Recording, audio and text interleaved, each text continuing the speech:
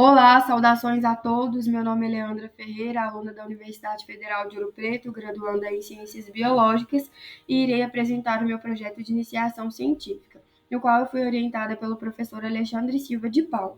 Tendências na diversidade morfológica de Redúvida, insecta heteróptera no hemisfério ocidental.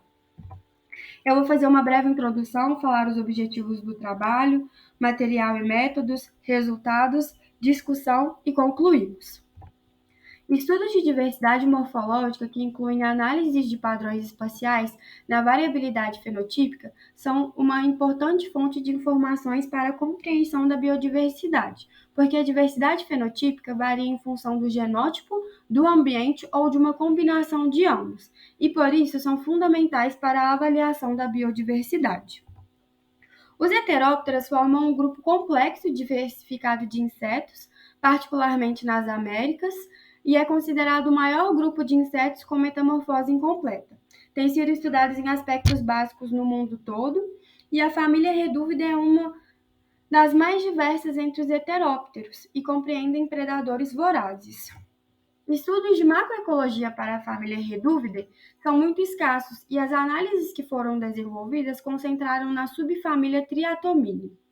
Fizeram um estudo para entender os padrões espaciais de grande escala na diversidade morfológica e riqueza de espécies Triatomini, e a diversidade morfológica seguiu um gradiente latitudinal, sugerindo uma congruência espacial geral entre riqueza de espécies e diversidade morfológica. Esse projeto teve o objetivo de explorar a possibilidade de incorporar dados de morfologia em sistemas de informações geográficas, para visualizar e entender os padrões espaciais na diversidade de Redúvida no hemisfério ocidental, como uma ferramenta-chave para elucidar padrões em macroecologia, assim como para otimizar estratégias de conservação biológica nas Américas.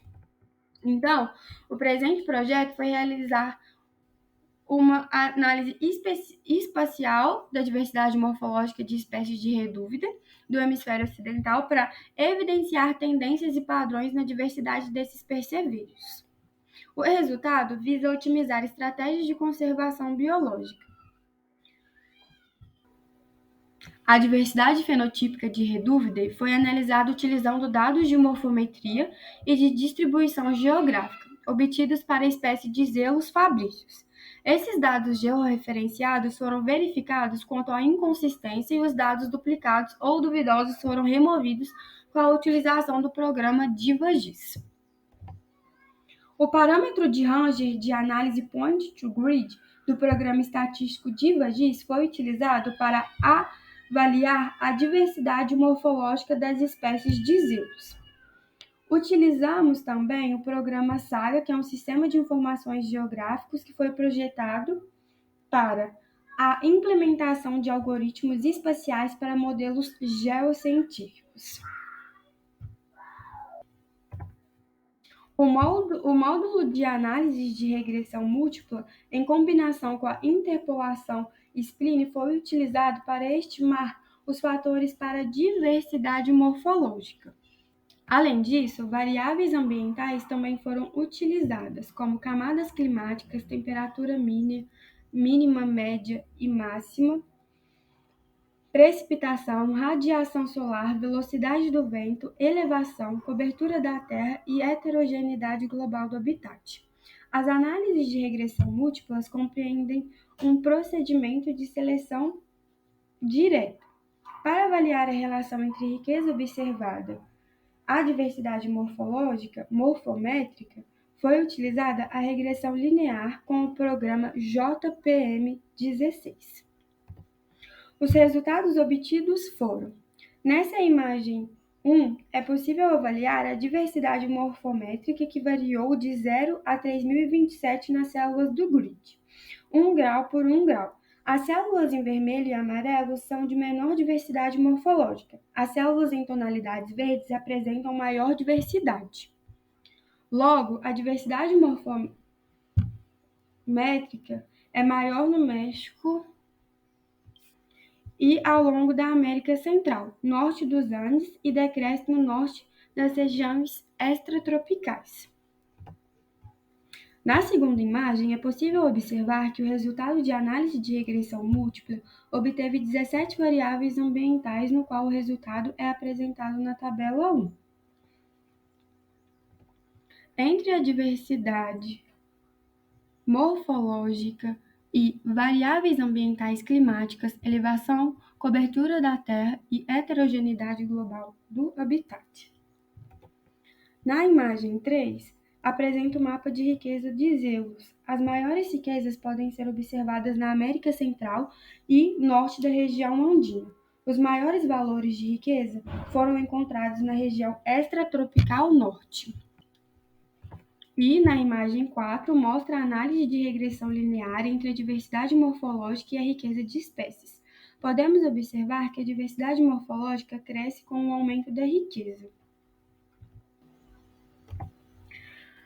E, por fim, as análises de variação espacial na diversidade morfológica e riqueza de espécies de triatomina neotropicais para determinar a relação ecológica entre SR e MDIV. E para explorar os papéis de clima, produtividade, heterogeneidade ambiental e a presença de biomas, e os rios podem atuar na estrutura dos conjuntos de espécies. A riqueza diminuiu com a variabilidade da temperatura e a diversidade morfológica aumentou com a temperatura média, sugerindo um papel predominante da energia ambiente da determinação da diversidade de triatomina. No nosso estudo, foram utilizados 61 espécies de zelos que ocorrem no hemisfério ocidental.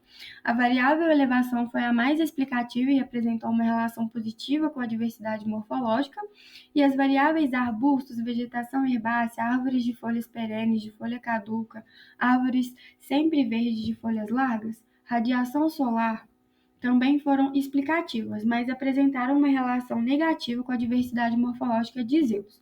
Nossos resultados também demonstraram que a diversidade morfológica de zelos aumenta com a riqueza de espécies no hemisfério ocidental. Por fim, concluímos que a diversidade morfológica de zelos aumenta com a riqueza de espécies no hemisfério ocidental. Eu agradeço a atenção de todos. Gostaria também de agradecer à Universidade Federal de Ouro Preto, à Pró-Reitoria de Pesquisa e Pós-Graduação e ao Conselho Nacional de Desenvolvimento Científico e Tecnológico, Núcleo e Extensão de Estudo em Formação, Trabalho e Serviço Social. Eu gostaria também de fazer um agradecimento especial ao meu orientador Alexandre e à Universidade Federal de Ouro Preto por todo apoio e também oportunidade.